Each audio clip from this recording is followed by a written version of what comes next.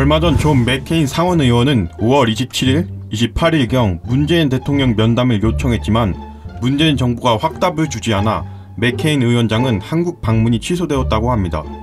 여기서 중요한 것은 존 맥케인 의원은 미국의 일개 의원이 아니라는 점입니다. 존 맥케인의 생애에 대해서 조금만 알아보자면 할아버지가 미 해군 중장, 아버지는 해군 대장 계급으로 자신 또한 가문의 정통에 따라 해군에 입대하였고 베트남 파병 당시 비행기 추락으로 인하여 북베트남의 포로 수용소에서 무려 8년간 포로로 잡혀 엄청난 고문과 학대를 이겨낸 미국의 손꼽히는 전쟁 영웅입니다. 또한 2008년 공화당 대선 후보였고 특히 한반도 안보 문제에 지대한 영향력을 지닌 미국 외교의 큰손이라 할 수 있을 정도로 공화당을 실제로 움직이고 있는 것은 맥케인입니다. 정말 파워가 있고 중요한 정치인입니다. 즉 이번 맥케인의 방한 취소는 트럼프가 한국에 오려다가 말았다고 생각하셔도 될 정도로 존 맥케인은 미국 국민 영웅에 버금가는 트럼프보다 훨씬 존경받고 존재감 있는 정치인입니다. 여기서 문제는 맥케인뿐만 아니라 맥 솜베리 미 하원 군사위원장, 코리 가드너 상원 외교위 아테소이 원장 등 최근 잇따라 방한한 미 중진 의원들도 문 대통령과의 면담을 요청했지만 성사되지 않았다는 점입니다. 이 때문에 미국에는 벌써부터 문 대통령이 노무현 전 대통령 때와 마찬가지로 미 하원들을 가급적 따로 만나지 않으려 한다는 불만이 속속 흘러나오고 있습니다.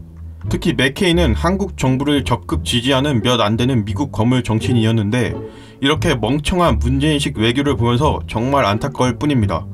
반면에 일본의 아베 총리는 5월 30일 일본을 찾은 솜베리 군사위원장을 비롯한 공화 민주당 하원 군사위원장 소속 8명과 총리 관저에서 25분 동안 북핵 문제를 논의했습니다. 미 의회 중심 인사들이 한국 지도자도 만나지 못한 채 일본 지도자와 머리를 맞대고 한반도 문제를 논하는 상황이 전개된 셈입니다. 시청자 여러분, 이제 코리아 패싱이라는 말이 점점 실감 나시나요? 이 와중에 청와대는 중국 정부가 성주에 배치된 사드 기지에 현장 시찰을 해달라는 요구에 대해서 중국 요구가 무리한 것이 사실이지만 사드 배치에 대한 중국 측 반발이 커지는 상황에서 이들의 요구를 일축하기도 힘든 실정이라며 중국의 똥구멍을 정말 처절하게 빨고 자빠져 있습니다. 수천 년간 중국에게 속국이라 칭하며 스스로 머리를 조아리고 6.25 전쟁 당시에는 중국의 중공군으로 인해 수백만 명의 국민들이 학살당했음에 불구하고 아직까지도 중국의 눈치를 보고 자빠져 있는 것을 보니까 조선시대 시절 노예 정신을 끝내 버리지 못했나 봅니다. 사실상 일제강점기 해방에 결정적인 역할을 한 것은 미국이었고 6.25 전쟁 당시 북한과 중국의 엄청난 적화에도 끝내 막은 것 또한 미국이었고 지금까지 북한과 중국이 한국을 쉽게 넘볼 수 없도록 주한미군을 배치시킨 것도 미국이었고 세계에 버금가는 엄청난 기업과 경제적인 수혜를 대한민국을 가질 수 있도록 적극적인 무역과 경제 원조를 해준 것 또한 미국이었습니다. 하지만 문재인 정부가 들어서자마자 은혜를 원수로 갚는 대한민국이 앞으로 어떻게 될지 정말 걱정됩니다.